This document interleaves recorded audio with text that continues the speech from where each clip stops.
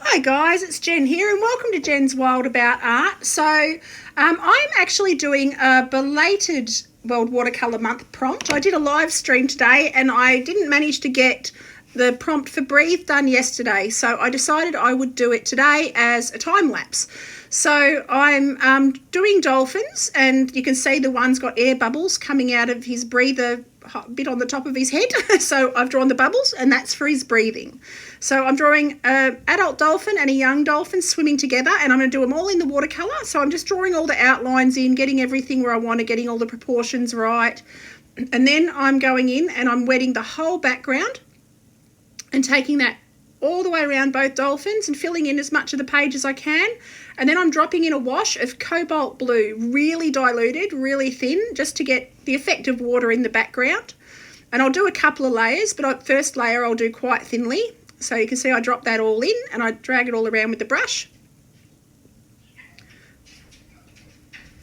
And then I go in again with a little bit stronger dilution of cobalt blue, so less water, more pigment, and I take that right round again, round both the dolphins. Now for the top layer of the water, I add some ultramarine blue behind both dolphins, and I soften the edges, and because it looks a bit rough at the top. See how I start to drag the water up and take the ultramarine up to the top of the picture. Then I clean up where I've got a little bit too much of the blue onto the dolphins, and I start to add colour to the dolphins. So I add the eyes, and then I make up a grey with a little bit of indigo and a little bit of brown, and I dilute that quite thinly, and I take that over the bodies of both of the dolphins. So yeah, I take that completely over the top, and I'll add shadows in slightly darker tones. But yeah, this is the first wash of, it's indigo and burnt umber, and here I've added a little bit more blue to it, and a little bit less water, a little bit more pigment, and I take that round the shadows areas of both of the dolphins. So I add it onto the tail, around anywhere that's going to be in shadow. That little dolphin's got quite shadowed fin, quite a shadowed belly and back, so I start to add all that in. So they'll actually end up darker tones than the water mostly. So then I add a little bit more indigo and brown, less water, more pigment. So every layer I get slightly darker, slightly stronger colour. And then I've made up a purple colour for the shadow areas, just for a bit of interest. It just adds something a little bit different rather than just having constant blues. So there's a little bit of warmth in the red in the purple. And then I start to build up and darken all of the shadows on both of the dolphins.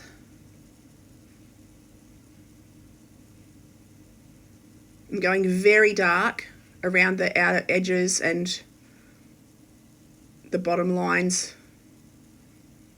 Not right around the complete bodies of them, but just in certain areas, just to add a little bit of definition. So you can see I did a little bit around the fin, a little bit under the belly, a little bit on the tail, but not completely surrounding the animals in line. It just looks better that way if it's broken lines and strong in areas and some areas and not others.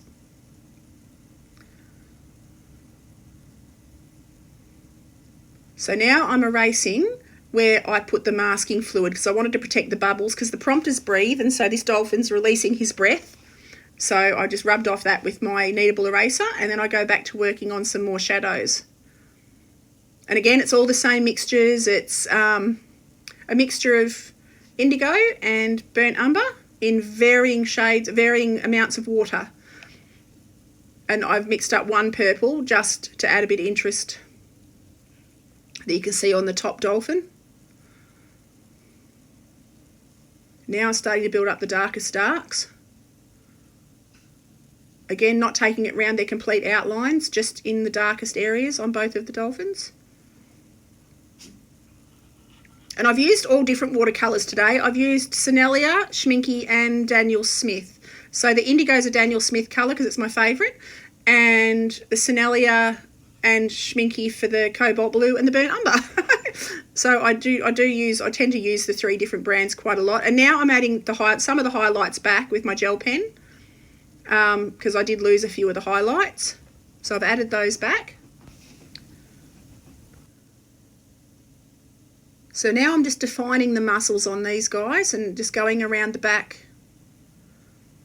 Because, yeah, if you look at photos of these guys, they are magnificent. And you can see so many details on them. That, you know, they really do have lots of muscle structure and they're just beautiful looking creatures. So I just go in and add the final sort of definition around the bodies. Try and make them look a bit more round, a bit more muscular.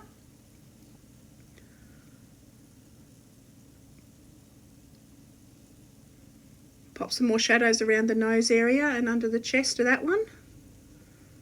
And there was a bigger shadow along the fin line, so I pop that in. And it starts to give them that three-dimensional look.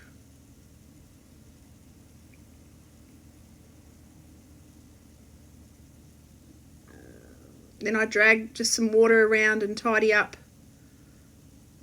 and sort of smudge out some of the edges. I define around the eyes a little more.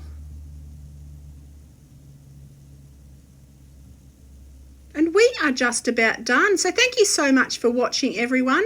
I'll be back tomorrow for a live stream on my YouTube channel, Jen's World About Art. I'll be trying to do a live stream every day for the month of July for World Watercolour Month. And yeah, and then I'll go back to 3 days a week after that. But thank you so much for watching. Have an awesome day and I will see you tomorrow. Okie doke. Bye.